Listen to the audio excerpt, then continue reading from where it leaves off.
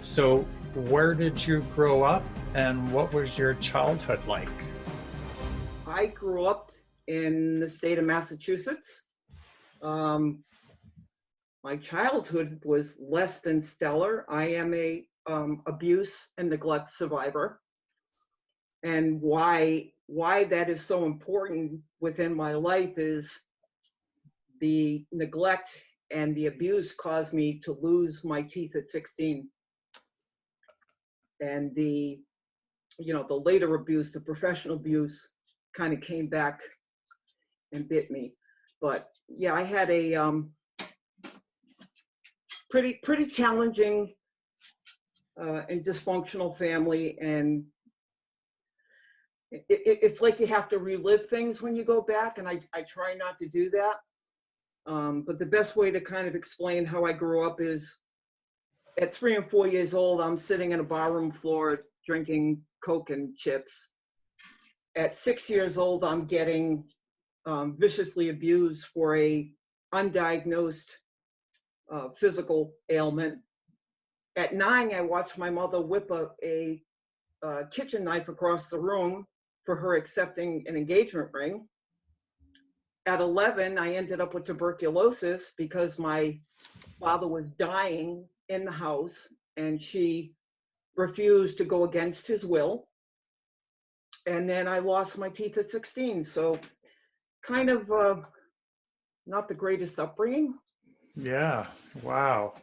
But always underlining that was this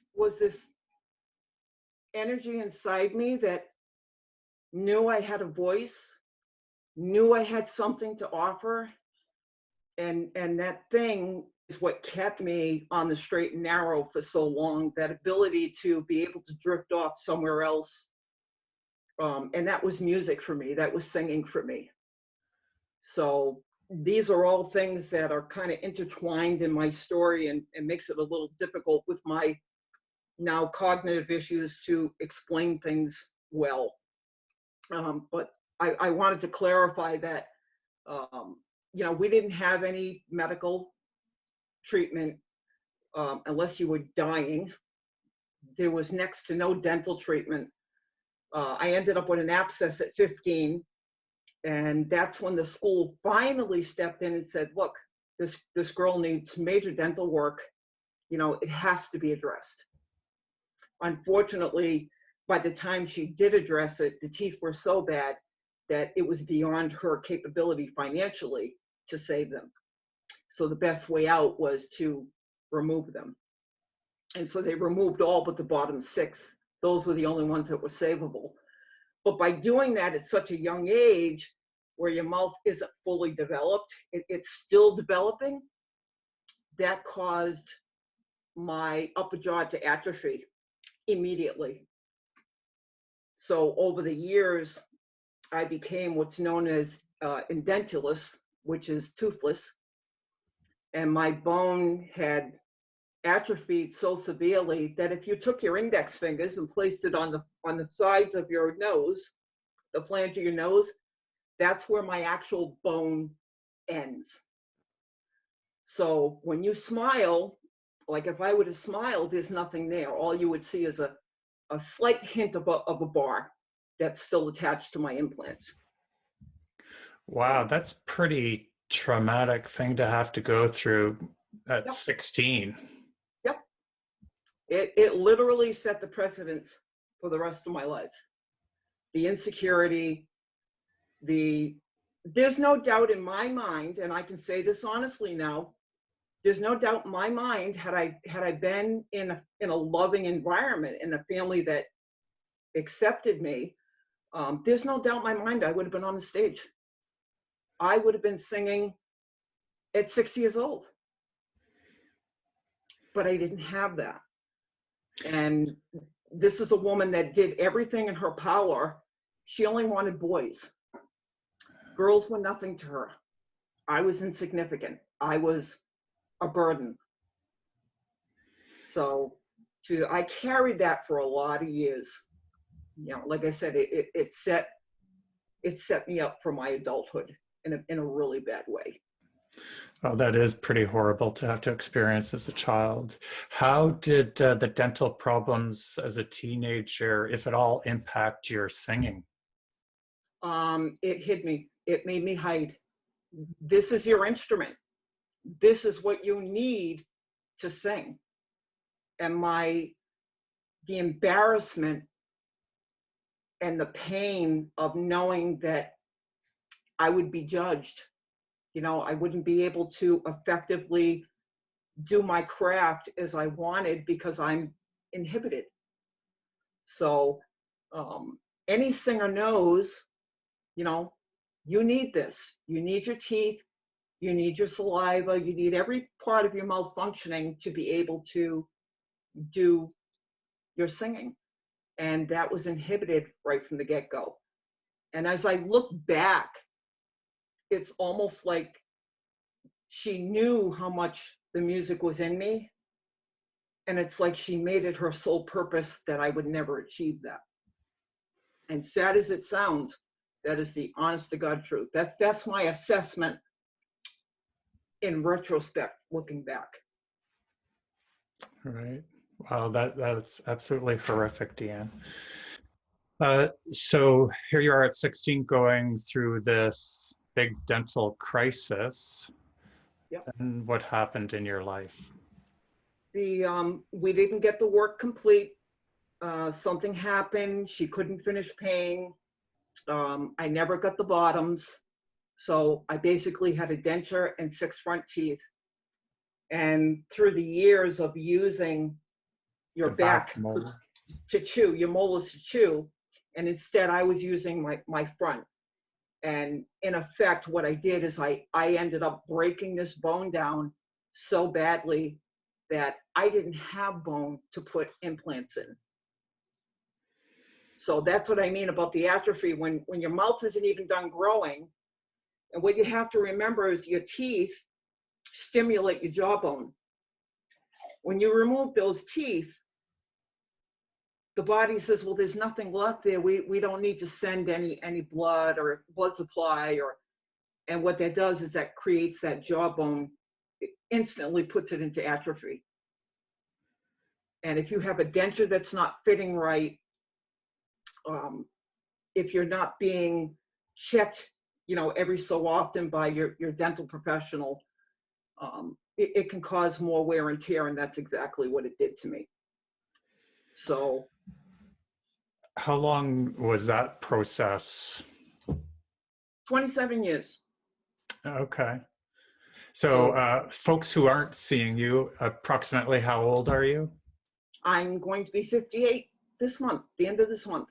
Okay, so just over 30 years since started to go. Did I do the math right? Yeah, I think so.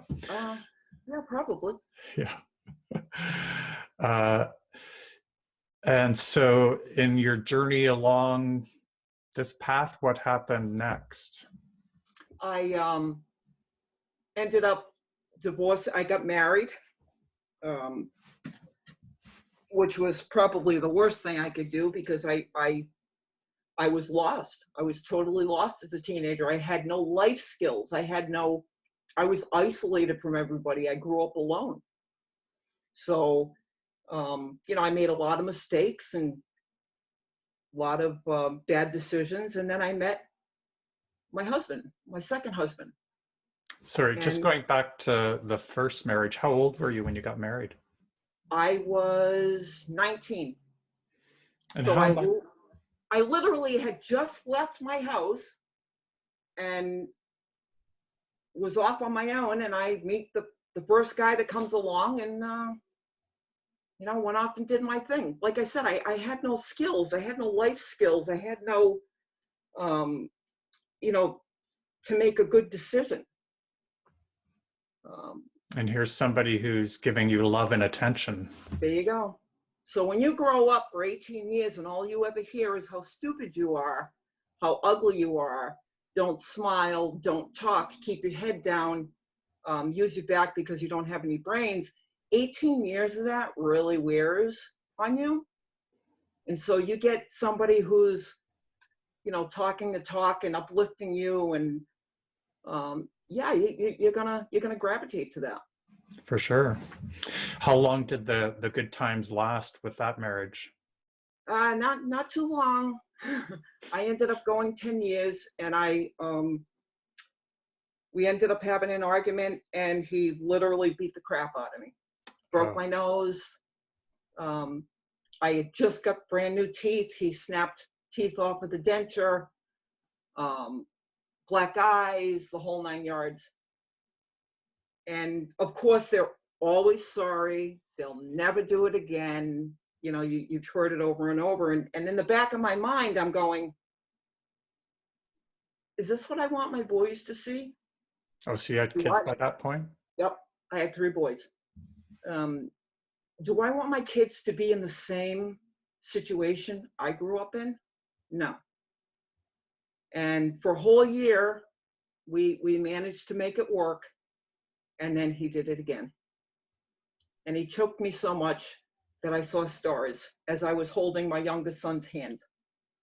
And I knew there was no way I was going to make it out of the house trying to take my kids with me. So I ran for my life because he would have killed me.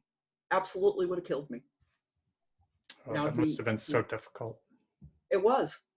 It was very hard. You know, you have all this insecurity, and then you're in a situation that you want to get out of, and you really don't have any fallback. You know, there's nobody to save you.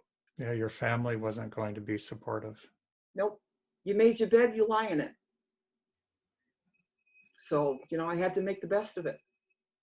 So what happened in the next phase of your life then? You escaped from the abuser? Yep. I ended up meeting another nice guy who actually changed my life. The person that you see today is a direct result of him. He believed in me. He encouraged me. You know, he gave me all those things that I had missed out on growing up. All that reinforcement, all that, you know, good talk. And when he realized that my heart was really about the music, you know, he started encouraging that. But I was still dealing with all the pitfalls of, you know, my mouth being a problem. So into the marriage, 5 years into the marriage, he sees me struggling. He knows where my heart is. He knows that, you know, this is a golden opportunity for me. And so we look into dental implants.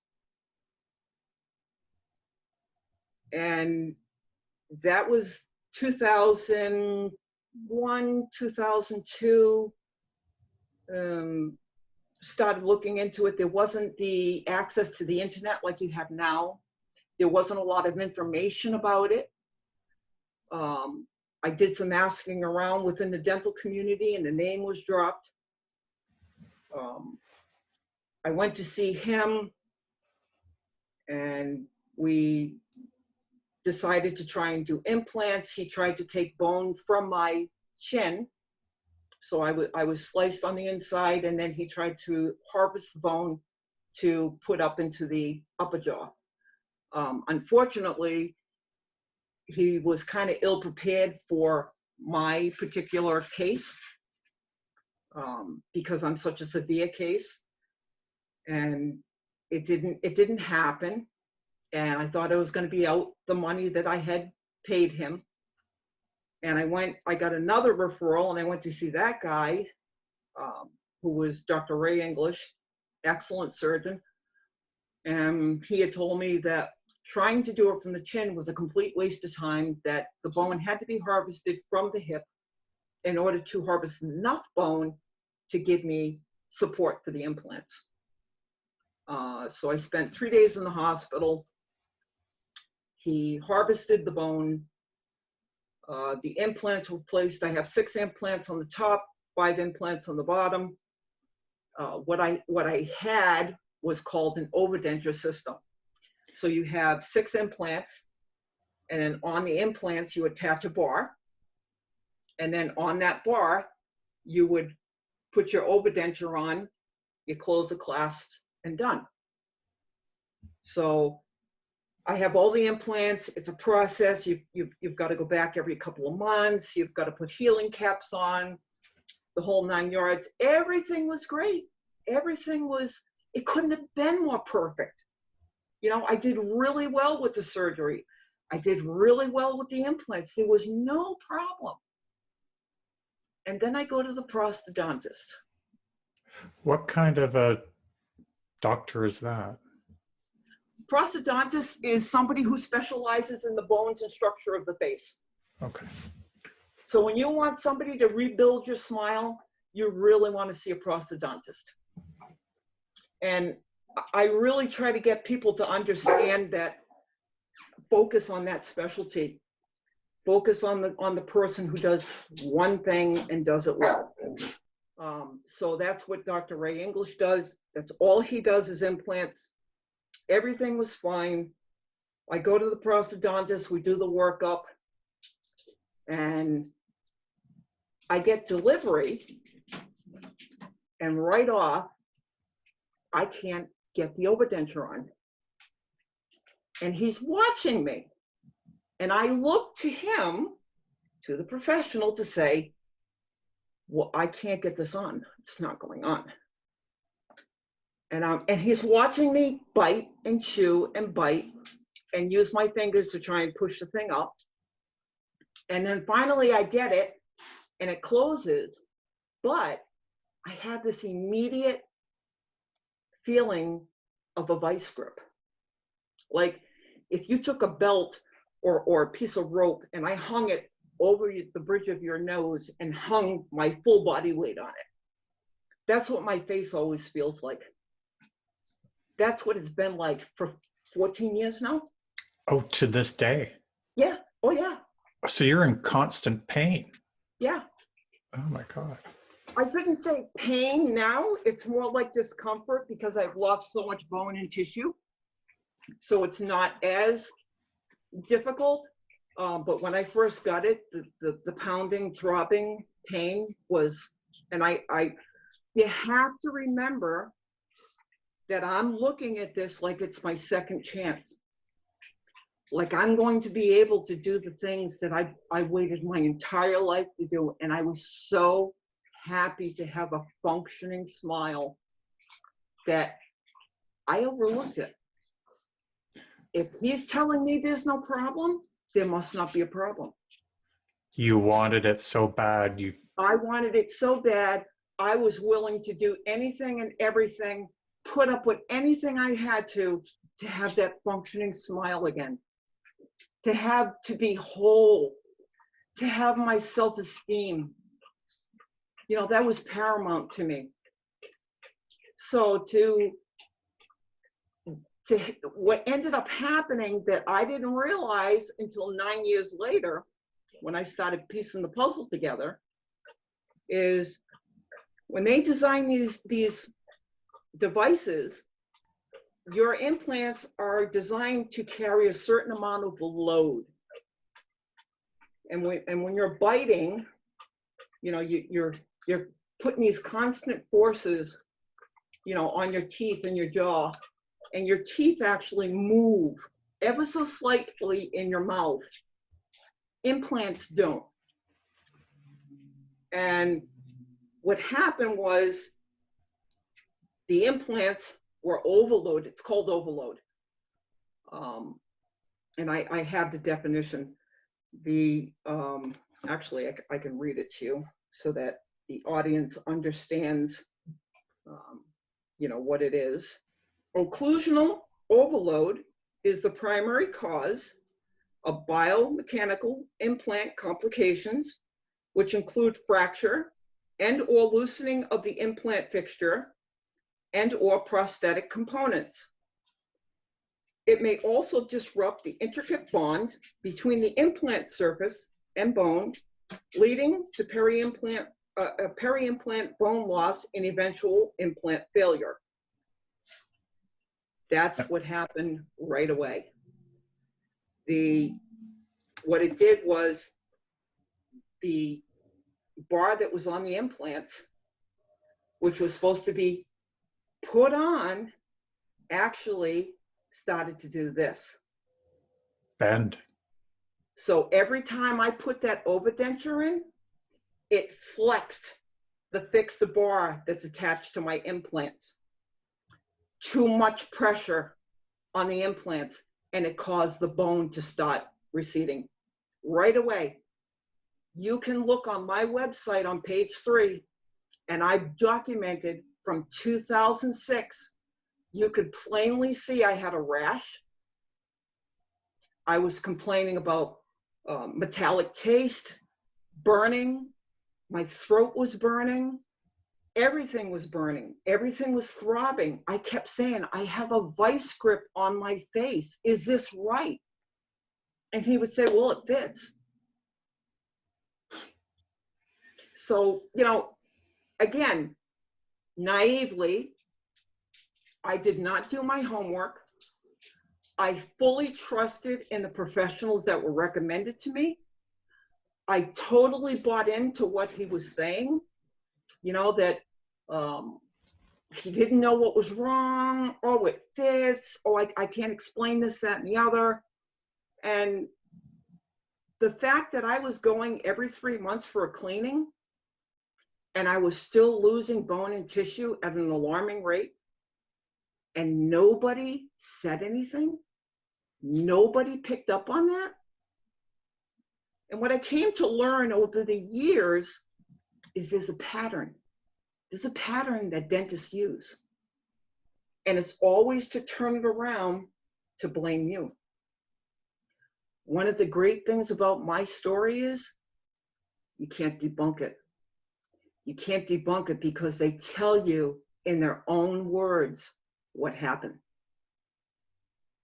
So when you got a dentist, when you're doing this, when you're doing a case like mine that is a total reconstruction, you're reconstructing the whole mouth. When you do these impressions, they make a separate jig. There's a jig that has your prosthetics on it. And that jig is an exact replication of your mouth. Oh, so it's like a model. Model, not jig, model, sorry. Okay. It's a direct and complete duplication of your mouth. And what we found was it would fit on the model, but it wouldn't fit in my mouth. Right there should have been a red flag to the prosthodontist. There was a problem. Totally blew it off. Within a couple of years' time, my prosthetic that was supposed to last me 30, 40 years, the rest of my life, started rocking.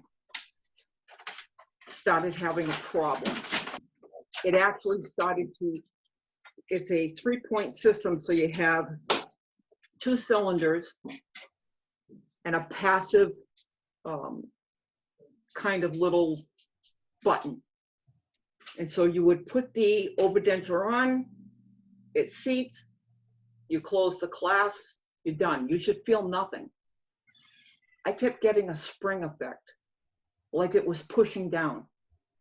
And there's a little filament that has to be replaced every so often so that you don't have a problem. And I was having to have it replaced excessively. Still, no answers. Couldn't tell me anything. Oh, it must be this, it must be that. And the thing I found, the common thread I find in dentistry is, again, that a scapegoat kind of attitude where they know something's wrong, but they're going to play on your insecurity. You must be clinching. You must be a clincher. Oh, you must be doing this wrong. You must be doing that. It's always back on the patient. And that's why my story is so important, because I actually show it was their fault 100%. 100, it's not even debatable. So 2 things happened in my case. I had a misinstallment, which caused the upper implants to fail. My bottom implants are still good, no problem. the lab owner substituted the biocompatible material with non-precious, more problematic material like chromium cobalt. So all these stories that you're hearing about knee replacements, hip replacements, all these people getting sick from the cobalt. So you're being poisoned. Yeah, yeah. And I had no clue. So year after year, I complain. They fix something. They try to fix something. What they were doing was appeasing me. You know, placating me, trying to just fix me and get me out. I'm looking at them like, well, they're the professionals. They're telling me there's nothing wrong. It must be me. And so now year after year, I'm getting sicker. I'm declining. I'm a young woman. I'm not understanding why. What sort of symptoms were you experiencing? Fatigue, rashes, problems with my tattoos. Now I had those tattoos 28 years. I never had a problem. All of a sudden I get dental work and my tattoos are wilting out. Digestive issues to the point that every time you eat, you feel like you've been poisoned, like you're sick, you gotta lay down. I haven't been out to a restaurant in 10 years. I eat once a day. In order for me to eat, I have to smoke marijuana. If I don't smoke, I can't eat. It's just that simple. You need the marijuana to stimulate your appetite. Not only to stimulate the appetite, but to keep the symptoms down. I literally, when I eat, if I didn't smoke, this is what you would see. The head would start doing this. I'd stop bobbing. I would start slurring my words. I'd have trouble understanding what you're saying. It's been a 10-year trail of the same thing. And the less I eat, the better I feel. So then I happened to come across a doctor named Dr. Kleinhardt from Germany, and come to find out that swallowing these poisons 24/7 for 14 years absolutely affects your digestion. You cannot get away from swallowing this stuff. And there's no, it's only now that you're seeing the info coming out on cobalt being toxic, nickel, aluminum, all these things. So my case, had it been addressed early on, we might not have been talking right now. Yeah. And it's so ironic to me. It's so ironic to me that these two men both own my music, knew how much the music meant to me, knew this was my second chance, that I was going to let nothing stop me from getting behind that mic. And all along, you knew what you did. All along, you knew what you did. And in 2014, when I was struggling so much, and I had been 9 years going to doctor after doctor, specialist, this guy, that guy, nobody could figure out what was wrong because nobody knew about metal poisoning. The American medical system doesn't have a lot of info on it.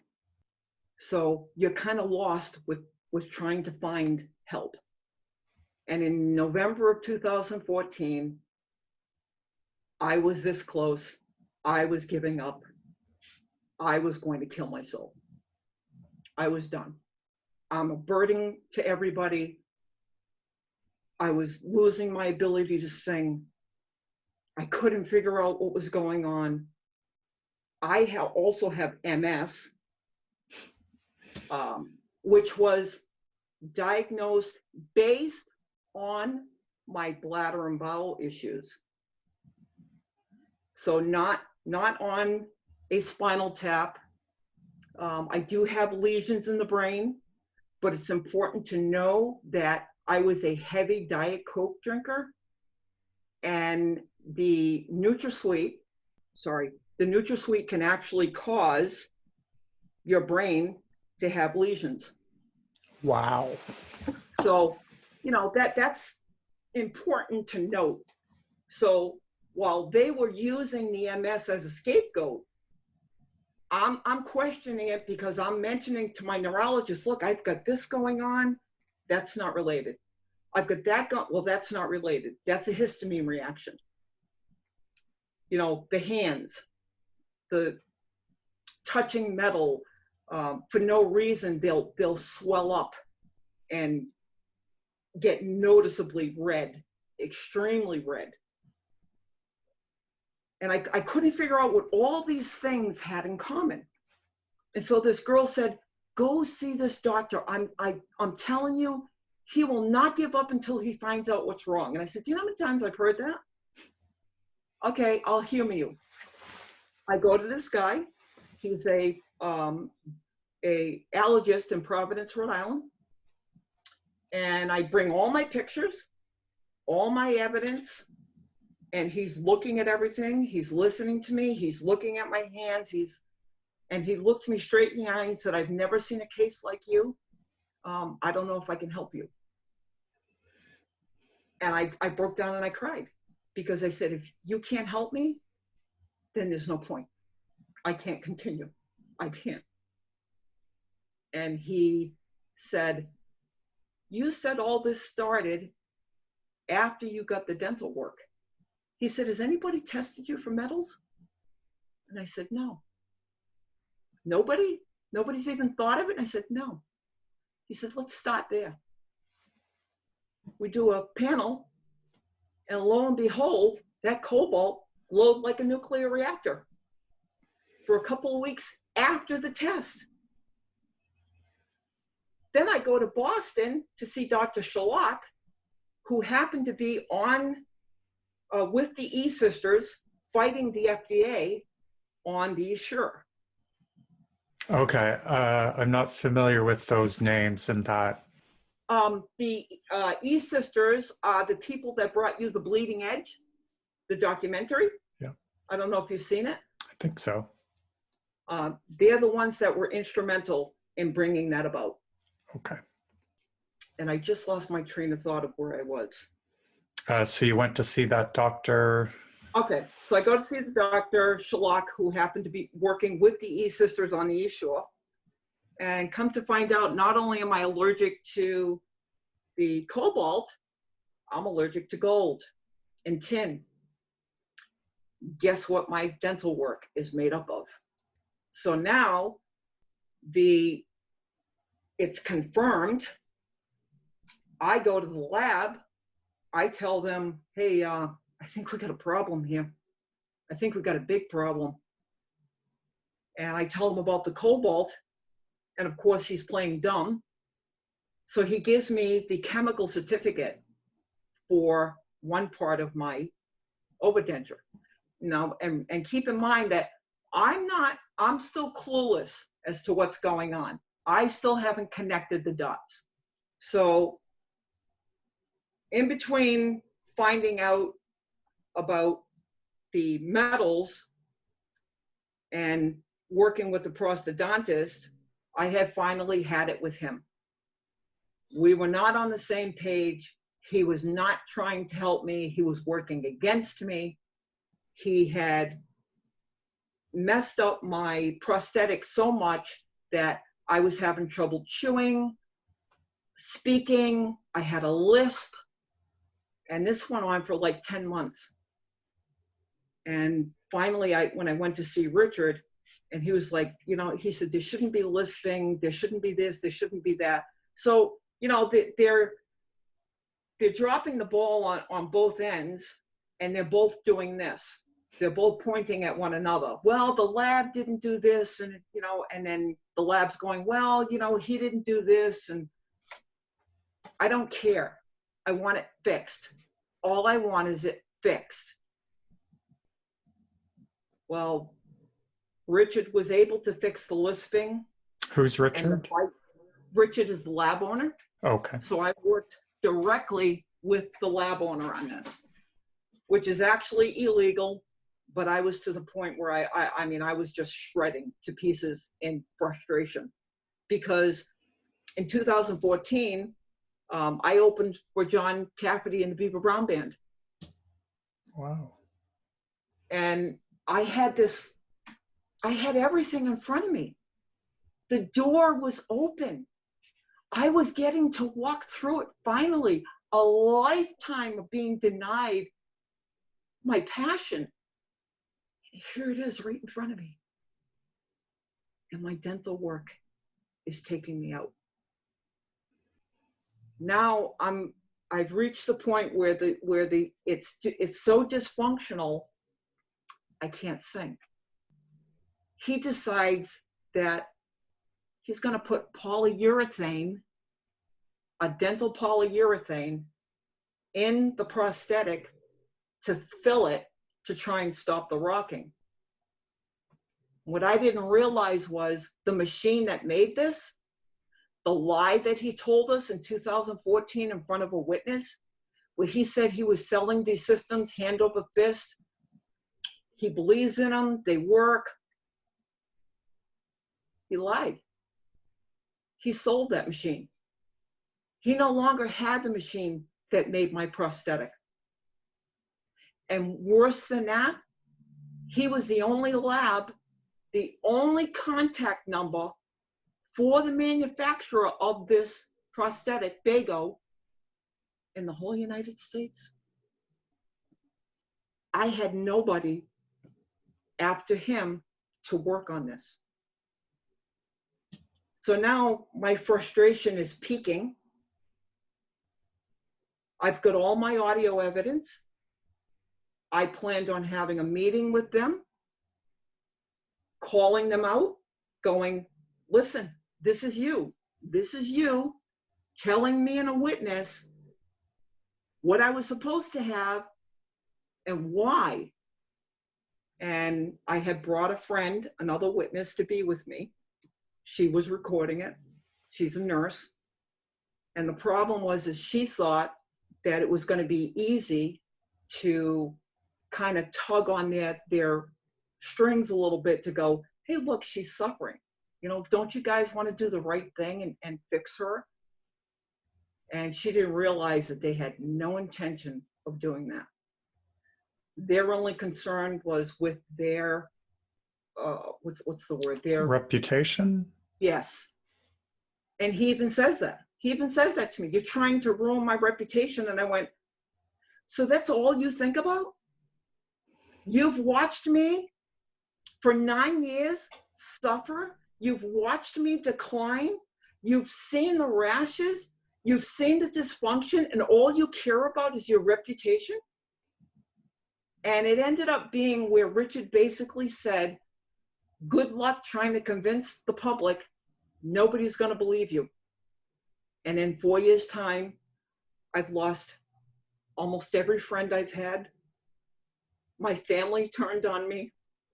I don't have anybody to work on me. I'm stuck. You didn't just screw up somebody's dental work. You screwed up my entire life. To the point that everything that I had worked so hard for, if you can imagine 50 years, inside 50 years wanting to sing, wanting to step up, wanting to perform. And then you finally get there, and the very thing that was supposed to put you there is the thing that's taking you out. And that's the irony. How could it be? How could lightning strike twice? How could I be born into this orchestrated chaos, you know, where I'm battered and bruised and had my self-esteem just ripped out. It's like you take somebody's heart and rip it out and stomp on them. You know, that's what she did to me. And to go all those years and to have all that passion and that desire, and then you get a chance. And it's right there. And it's so close you can taste it. And the very thing that was supposed to give that to you is what's now taking it away. And there's not an organization or an agency or anybody that you can go to for help. My AG office, they don't do dental. I submitted my complaint to the board, never heard from them again. I provided video, audio, witness statements. The very fact that he denied me my file, that I have him on audio saying, if you want your file, Dee, ask your attorney to request it. When he knew I couldn't get an attorney. He knew you only have 3 years in the state of Rhode Island to find fault. I was 6 years out of that. I called 42 attorneys. Not one would help me. Not one. So you can't go to the AG. You can't go to the Better Business Bureau. You can't go to your state board. Your congressmen don't care. Where do you go? So now I turned to Boston, to Harvard Dental School. I get an appointment, a phone appointment. Sorry, what sort of year was this? 2015 now? This was 2017. Okay. 2016 or 17. Might have been 17. And I get this doctor and I explain my situation, and I said, I actually got your name from a specialist in England because I gave up calling around in the United States. I started contacting everybody. And I said, I got your name from a very prominent prosthodontist in England. And she said that, you know, you'd be willing to help me and, you know, you come in and see me. I said, you know, I'm in a bind, you know, the original cost for this was $68,000. We had to remortgage our home for this. And then an additional $6,000 was paid in 2011 because I ended up having problems with the material. And so we replaced it in the hopes that that would alleviate it. And come to find out, the replacement was even worse. So $74,000 in total, and I'm smileless. I'm back to eating baby food. I'm back to struggling to talk to my husband, who's 80 years old and has a hearing problem. I'm sick. I'm struggling to eat. I'm struggling to function. I'm a college graduate. And sometimes I can't even think of, I have to point in order to try and have a conversation with my husband. The only reason you're talking to me right now, and I'm as lucid as I am, is because I have to take medication to make me that way. So this is not fun for me. You know, this whole situation was completely preventable. Had the lab owner not decided to put more money in his back pocket and substituted that metal, and had the prosthodontist addressed a non-fitting prosthetic right away, again, we would not be having this conversation. Wow, something so simple and that should have been done. And what really irks me is there's no oversight. in dentistry, they can do anything they want, and you're pretty much screwed. They're very difficult to fight. You're not gonna find anybody who's, and unless you can prove beyond a shadow of a doubt, and most people can't, you don't stand it, and they will take you out. They will sue you. So here I am, I'm perplexed because my self-righteous bone says,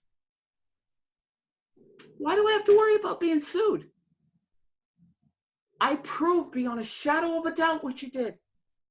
Why can I not tell my truth?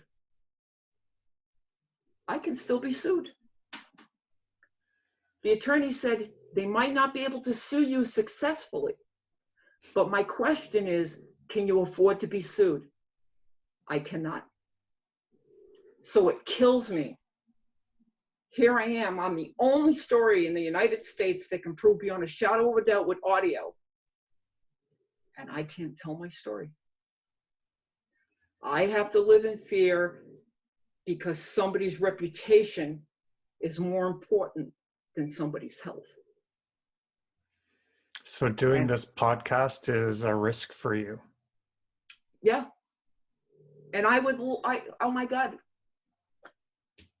how I'd love to name names, Scott.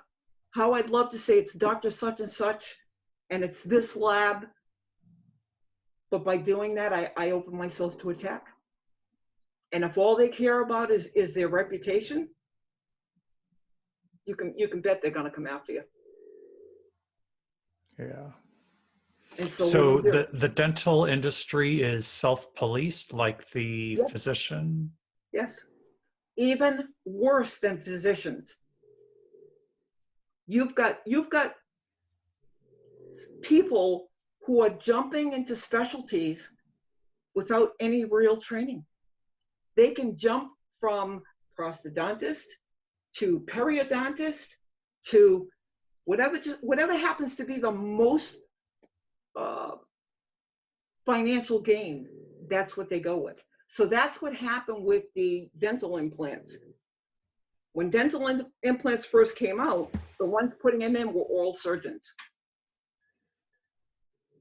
Then the dentist, the periodontist, the prosthodontist, they all started going, well, hey, if we learn to do this, we can get more income.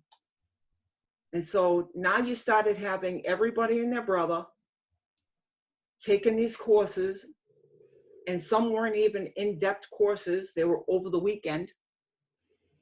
And then they go out and they don't have to tell you, they don't have to give any information to you about their training.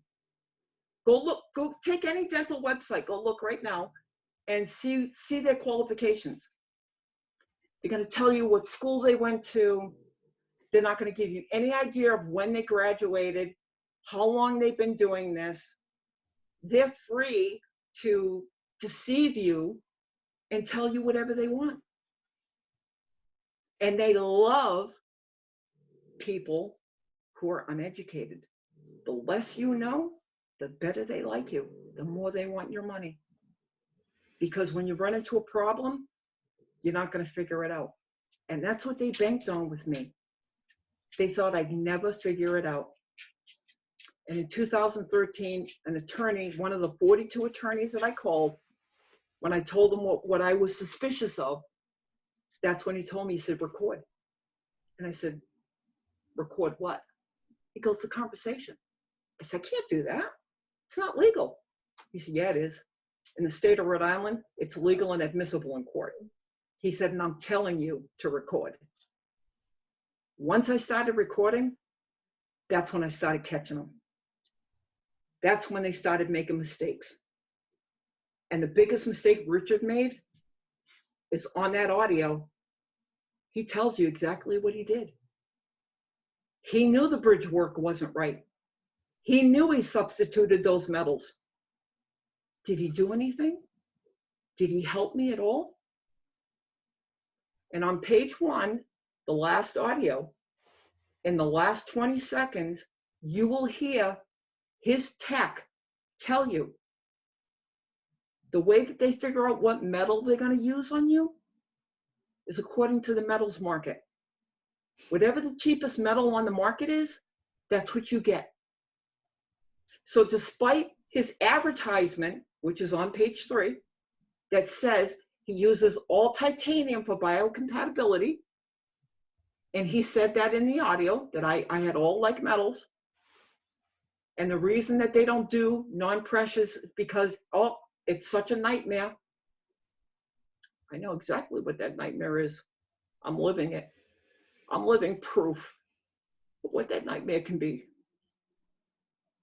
And I think the most troublesome part for me now, I have this beautiful 5-year-old granddaughter who thinks her Nana is the bomb, who wants to be a performer, who idolizes me.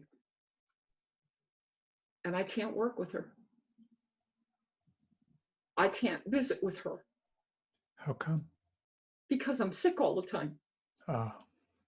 You know, if I leave the house, I have to worry what's going to come down the road. And do I want my granddaughter to see me like this? Is it fair? Is it fair that we remortgaged our home in good faith and that they're out enjoying the fruits of their labor, of their deceitful labor, and I don't have that option because you took it away from me? How do they live with themselves? Well, you know, I want people to be, if you get nothing else out of this podcast, be your own advocate, do your homework, do the due diligence, go that extra mile for your health, because once it's gone, it's a whole different ballgame. I went from being a very active, worked out 6 days a week, rode motorcycle, went hiking, all these things, to I can't get off the couch. You know, I can change in like that. I can be fine 1 minute and then the next minute start crashing. So it's not just a mouth thing. You've been disabled. Oh yeah, this is poisoning your whole system, and it can get in your lungs. It gets in your digestive tract. It's in your mucus.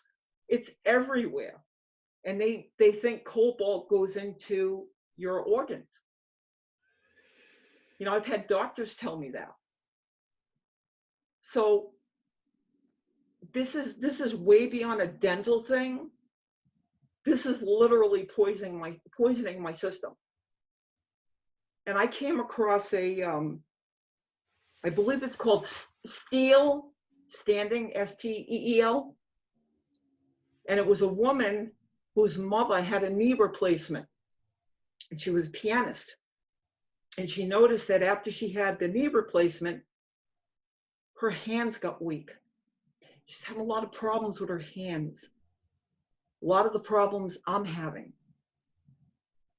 And so once I started on the cobalt and connecting the dots, everything kind of fell into place. Why are the tattoos reacting? Because back in the day in the ink, they used iron oxides. They used things like cobalt to make the color blue. So now you've taxed your system. You've put all this junk in my mouth that my immune system has been trying desperately to fight. And now I can't fight anything. I'm susceptible to every little thing that comes around. If you cough near me, chances are I'm going to get sick if you've got something. I have no way to fight it anymore.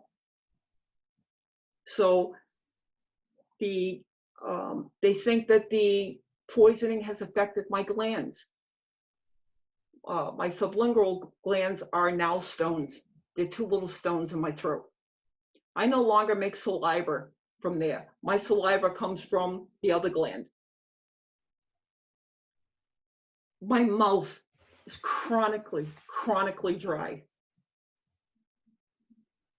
Just the mere fact of talking, I mean, you can somewhat hear it in my voice. I'm trying to not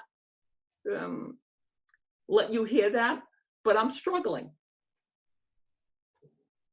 The now being without my prosthetic, trying to eat, I went from having a bite that was, open to now I'm eating like this. So now this joint is getting really abused, and the clicking and the ear pain and the ringing. There's no end. There's no end. So I have to keep my conversations down. Talking on a phone, the phone has to be away from me, the speaker, because when I'm trying to talk to somebody, as you're talking to me, my ear is clicking. It's making this sound like if I was wrapping my hand against your ear. And with every word you say, it's irritating. So I have to turn things so that I avoid that. There's all these little things that people don't take into consideration. And what I like to tell patients now is don't look for a diagnosis. Do a process of elimination. Make sure you don't have acid reflux. Make sure you don't have any digestive problems that would you might miss. Make sure you don't have any pre-existing something going on. Are you taking your vitamin D? Did you get checked for Sjogren's? All these different things. You want to rule these things out rather than look for these exotic diagnoses, because it really is simple if you just do a process of elimination. You mentioned going to Harvard, and that sounded like it was going to be hopeful. Oh, yeah. So going back to the Harvard thing, I was very hopeful. We were going to make an appointment. He told me to call the secretary to make an appointment, even though he had forgotten about the original phone appointment, which was kind of telling ahead in retrospect. But so he told me to call the office and to make an appointment, who to ask for. And I call and I get a message. It's, leave a message. I'm such and such. I spoke with Dr. such and such. He told me to come in for an evaluation. I waited a couple days, nothing. I call again. I leave another message. Nothing. Now I'm emailing. They're not even answering my emails. He dropped me like a hot potato. Why? Is working on me, is recognizing a problem, validating there's a problem? Is that what you're afraid of? I then make an appointment. Like I told you, I called all around. Nobody wanted to help me. So now I reach out around the world and I go to Costa Rica. I get a dental professional who's also a regular doctor with hospital rights, had all the things that I felt were needed in my case. And now it's 2.5 months in, we've got everything situated, when I'm going to have the appointment, what we're going to look at, and all I need is the money to generate the money. So now I start my GoFundMe, and a few months go by and I email and I say, look, it's taken a little longer than I thought, and come to find out the girl I was working with was fired. Wow, that's weird. Okay, so he says, will you explain your story again to me? Okay, so I write everything down. And the agreement with the prosthodontist was they were going to allow me to document my story and put it on the website. I was going to hail them the heroes, you know? I was going to promote you to the end of the earth if you could fix me. Well, upon doing that, I get an email and it says, we're very sorry, but we're not going to be able to help you. But there are plenty of other doctors you can reach out to in Costa Rica. Good luck. Wow. Okay, that's weird. Now I write him back and I go, you know what? After all this interaction and all the time spent here, I think you owe me a reasonable explanation. Well, the guy wrote me and said, how dare I record professionals and go above that and put it out on the internet, that I was a rotten person for doing that, and that they could in no way subject their dental professionals to somebody like me. Well, little did I know, see, that doctor never told me. He worked for an American company.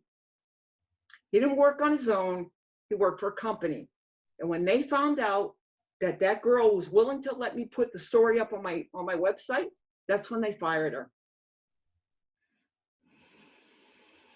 So I really do have to remain a secret, huh? It's really that imperative to hide what you guys do that you can't even help me. And I'll be honest, right before I got the diagnosis, when that doctor was so convinced it was the metals and then confirmed it, I had a hard time. I had a hard time believing it. Can't be. These are ADA approved. Can't be. I don't understand. Well, I understand now. They're just labels. They don't mean anything. There's nobody overlooking anything. And so when you can go to any lab, right, and they're going to go according to the metals market no matter what they advertise, and you're clueless, you don't have a clue that your dental work can actually make you sick. So 4 years ago, I would have never believed the dental industry was a very destructive, hidden part of healthcare that is in desperate need of some enlightenment. It's literally like Dorothy, you know, in The Wizard of Oz, where, you know, he's behind the curtain and he's running everything, and Toto goes and pulls the curtain back. That's what my story is, pulling the curtain back on an industry that is in desperate need of oversight. It shouldn't be. This guy claimed he's a chemical specialist in school, and he knew the ramifications of mixing metals, and you went ahead and did it anyway because you figured I wasn't smart enough to put two and two together. You figured that nobody would catch on to what you were doing. And that's just one lab, Scott. How many labs across the country are doing this? How many people are out there like me going to specialist after specialist, money out of your pocket, desperate to find any answer to get your health back, and you can't find it?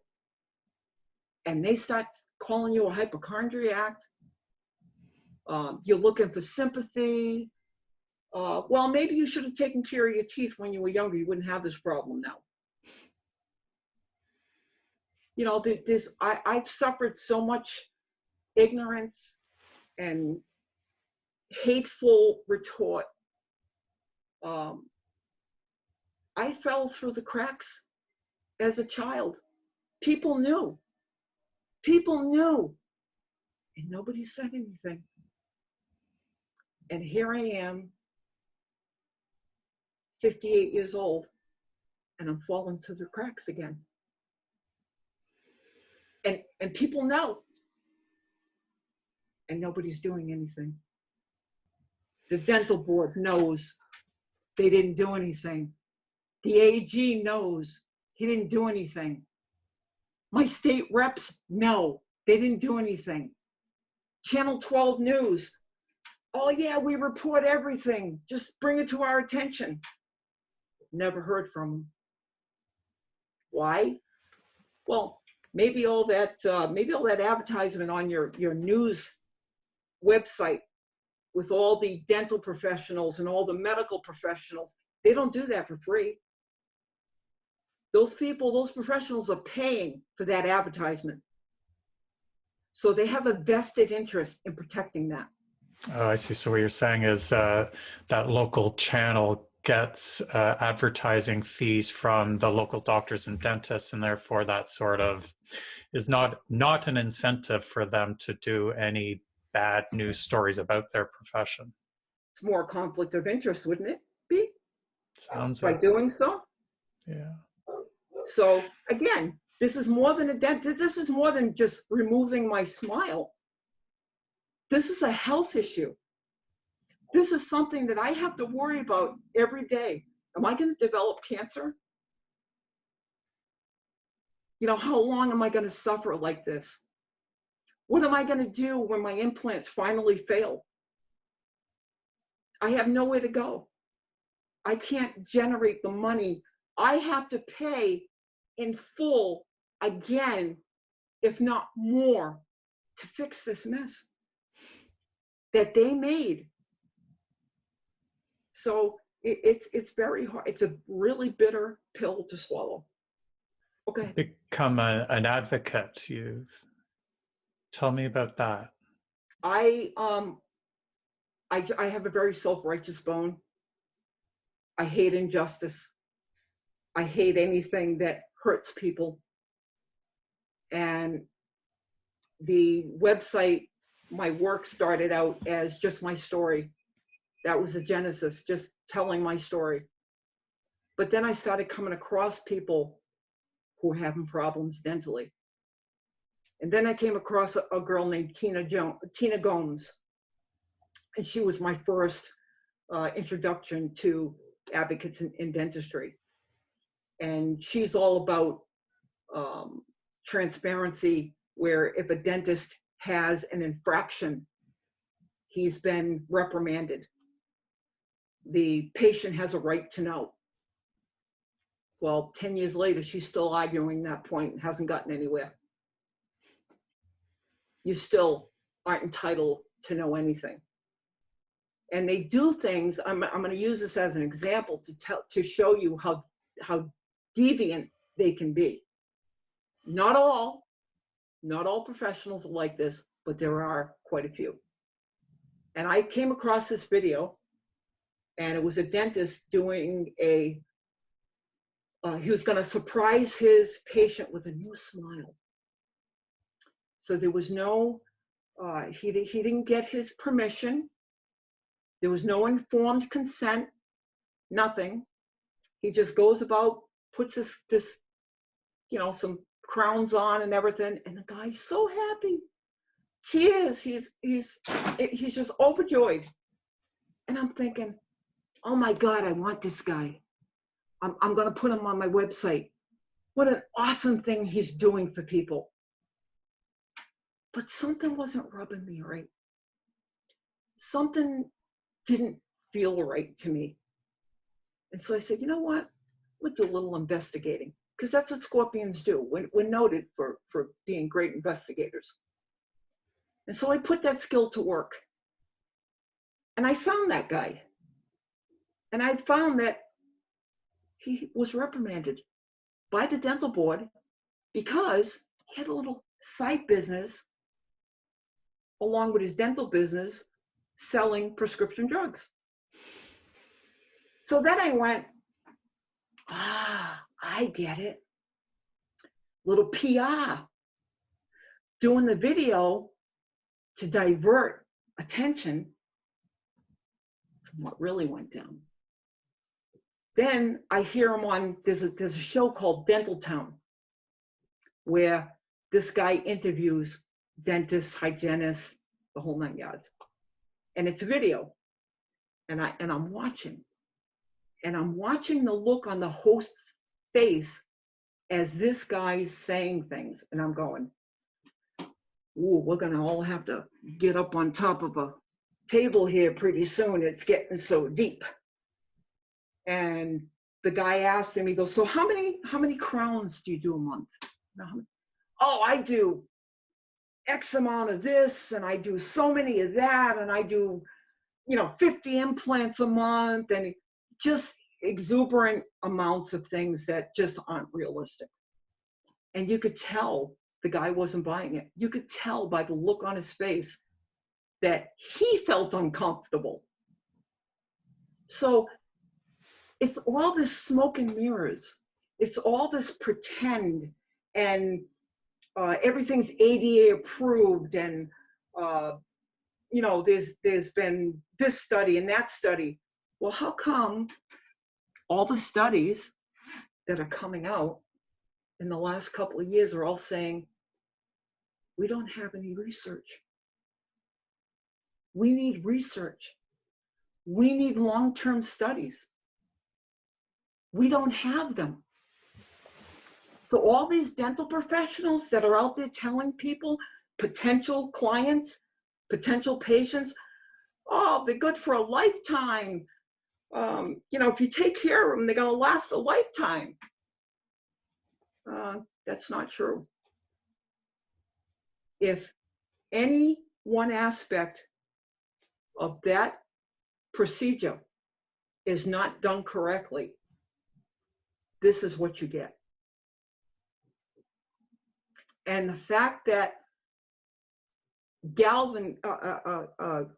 galvanism has been taught in every dental school, it's in every dental book since the 1950s. They're taught about not mixing metals in the mouth, not creating galvanism. FYI, any two dissimilar metals in a liquid medium, AKA your saliva, you're creating current. You are a walking battery. So that was very important in my case, that he claimed to create a biocompatible prosthetic device. And just because he had the ability to be deceitful, put that extra money in his pocket and put the boots to me. And I have a big problem with that. I have a big problem that we're being told that these things are safe. And you've got the FDA released 2.1 million, not 1,000, 2.1 million complaints for failed implants. Wow. Now, all of a sudden, in the last 10 years, peri-implantitis has become a major problem. Why? Does it have something to do with the substandard metals that you're putting in people's mouths? Because there's really not any long-term studies on this. Tons of mice, but not humans. Wow, that's frightening. It's very frightening. I had a case, and I was very disappointed in her that she didn't give me a chance to fight it, because I would have fought it. Absolutely would have fought it. She goes to a periodontist, who's a gum specialist, who told her that he does implants all day long. Another one. And something wasn't jiving. I kept telling her, I want the chemical certificate. Tell him you want to see the chemical certificate. He's telling her he doesn't have it. I'm telling her you need to leave that office immediately. Don't sign anything. Don't give him any more money. Leave. Nope. She wanted her money back. She wanted this, that, and the other. So she ends up, they make an agreement in email mind you, not verbally. In an email, they make an agreement. They're going to remove one tooth and do no implants.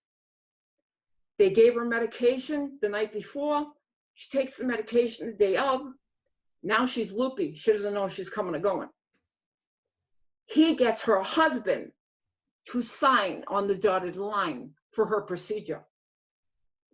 She didn't leave that office with no implants and a tooth missing, a pulled tooth.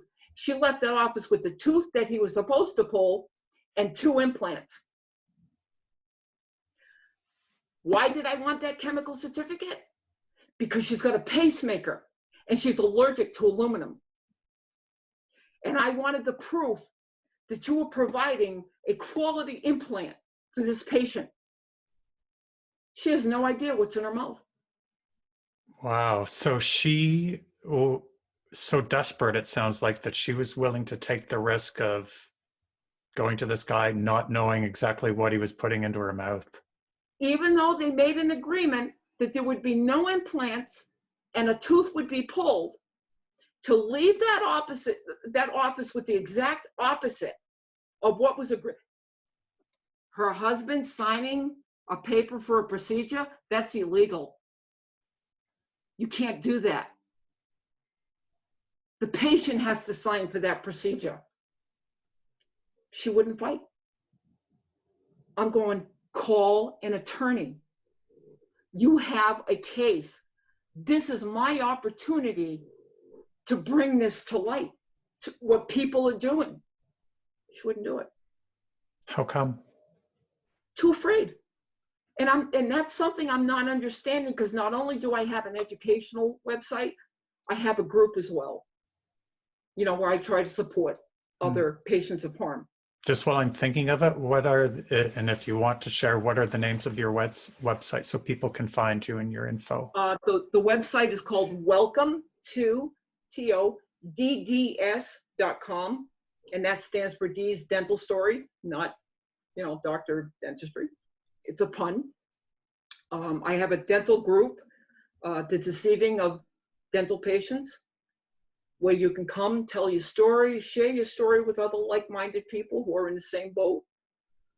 And I have the D's Dental Disaster page, and I try to keep things up to date. Every news piece I come across, I post, try to raise questions, try to bring awareness. But these people are afraid. And they have a reason to be, because these professionals can attack you from any angle. And that's what infuriates me about my story, because I'm willing to do it. I'm willing to step up and point my finger and go, I got you. I absolutely got you. There's no denying it. And I can't. And that's not right.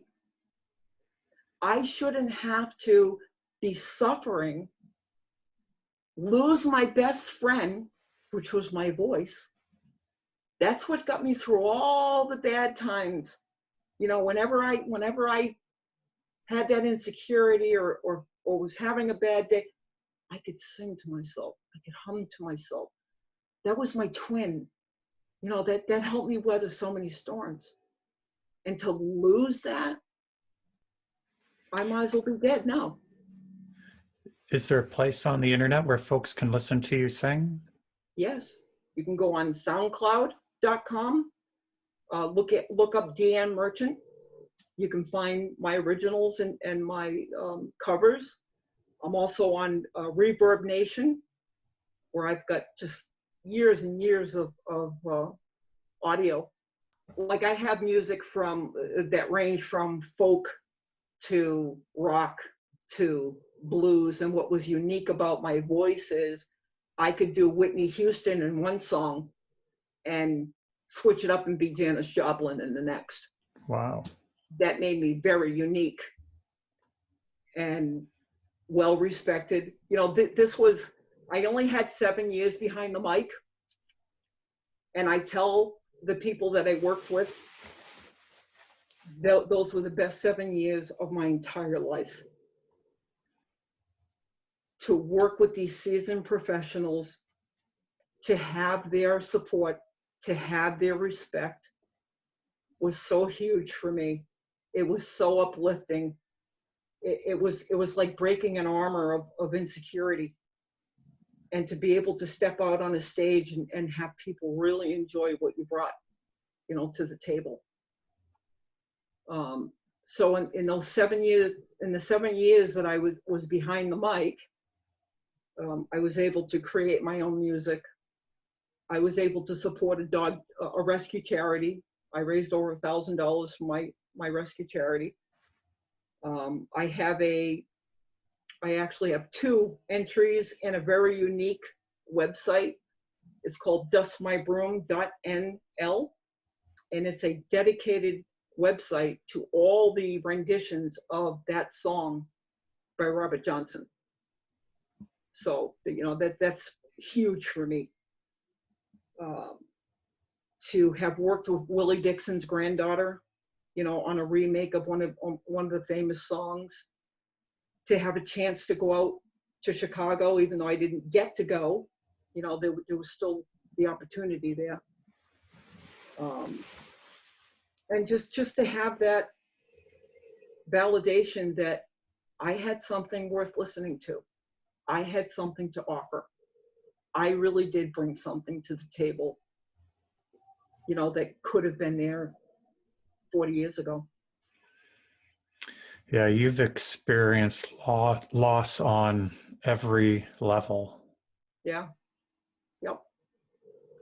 But I'm also getting that you are a fighter, and so what's next for you?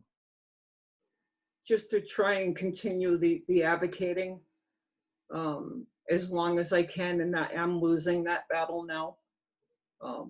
It's getting harder and harder to keep the website up, keep addressing stories, because they're every day. You know, there's not a day that you don't go to these groups and somebody's coming in with some disaster story. And so the idea is I have to try and educate them as much as I can to prevent them from ending up like me. And part of the problem with that is we're so trained, we're so brainwashed to believe that only those who wear a white coat really know what's going on. That's a big mistake, because there's a lot of people like Tina Gomes and me and Susan Shinezi and all these people, all these advocates in these groups who've all been harmed, who are all out there, you know, trying to change things, trying to bring awareness, doing the research, you know, coming up with the validations that you need. You know, and my basic premise is, remember galvanism. Remember that what is placed in your mouth absolutely makes a difference on your whole body. And one thing I can stress with this is if I can make a comparison that would make people think, it's with organ donation. So let's say you need a kidney. In order to get that kidney, you need a patient who is the same blood type, the same tissue type, and even then, you will still prophylactically take medication for the rest of your life so that you don't reject that organ. Well, the device industry just puts all these alloys together, you know, whatever. Oh, we don't want to put all titanium, that's too expensive. Let's cut it with some aluminum and some chromium cobalt and beryllium, or whatever metal we can pack in there to put more on our end, the dollar end. And they put this device in you and send you on your merry way. No blood levels, no medication, no long-term, you know, keeping score, you know, what's going on. And then you go into it and you go, I'm in pain. I'm having memory problems. I'm having vision problems. I'm having this, that, and the other. Never heard of it. Must be the only one. Must be you. Must be something you're doing. And then you hear Dr. Towers on The Bleeding Edge say, if it hadn't happened to him personally, he would have never believed it. So you got all these doctors who take the information from the device manufacturers. They don't research it. They just take their word as gospel, and they put this in your body, and you're supposed to be good to go. It doesn't work that way. We are an organism. What you put here is going to affect everywhere. You replace your wrist, your shoulder, your hip, your knee. It doesn't matter. It doesn't matter where in the body you put these toxic metals, you're going to react. How do I know this? Because not only do I follow the joint replacements, I got involved with Essure contraceptive. And what really sparked my curiosity was, why are all these people who have a contraceptive in their female parts, not all, but a good majority, having dental problems? Why all of a sudden are you having dental problems? Why are you having rashes under your ring, under your bracelet, your anklet? Why is there rashes all over your hands or on your body away from where the actual device is? And it was consistent. So that's why I'm starting to tell people, I don't believe that you can put a metal in a human body or an alloy, a combination of alloys that you know is toxic, that you know is reactive, and think that nothing's going to happen. Not only that, but you diminish the validation that you're getting from your patient who's telling you something's wrong. There's no better advocate for a patient than yourself. And they don't listen. It's you. It's got to be you. You have to be the problem. Well, that's not true. That is absolutely not true. And don't you buy it. If you instinctively know there's something wrong, do the research. Do your due diligence. Don't listen to them. One last thing I wanted to touch on with this. Okay. This comes from a government website, and I'm going to read this because it's very important. Since 1995, these facts have been available but ignored. Overload, rather than component design, is the primary factor in the majority of prosthetic and implant failures. Safeguarding the long-term integrity of the restoration should be a shared responsibility involving the patient, the health, and the healthcare team. As oral implantology develops at a seemingly exponential rate, it is extremely important to keep abreast of the latest advancements. So what I want to take from that is to tell people, when you venture into a dental restoration, make sure they explain the restoration from start to finish. Had I known this system was called a passive system, had I understood what passive meant in 2005, I would have absolutely made him fix it. I would have absolutely called him out. I didn't know. I did not have informed consent. I didn't even know the manufacturer of this device until I demanded it. So very important, patients listening, wanting to have dental work, understand galvanism. Go to the empowerment page on my website, the very first link, the potato clock.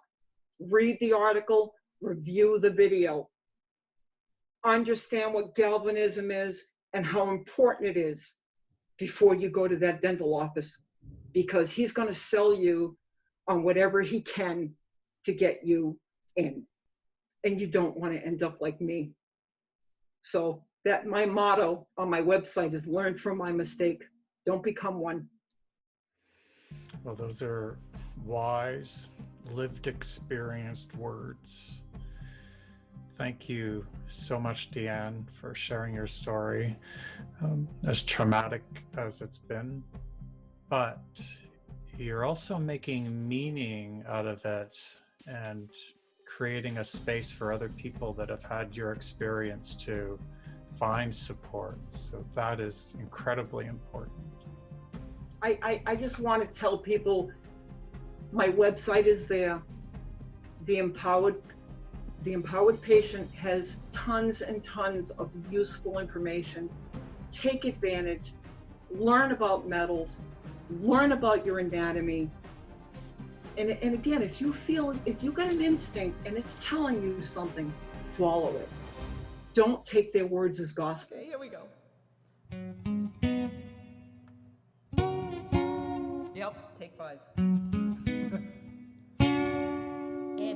Miss Deann Merchant.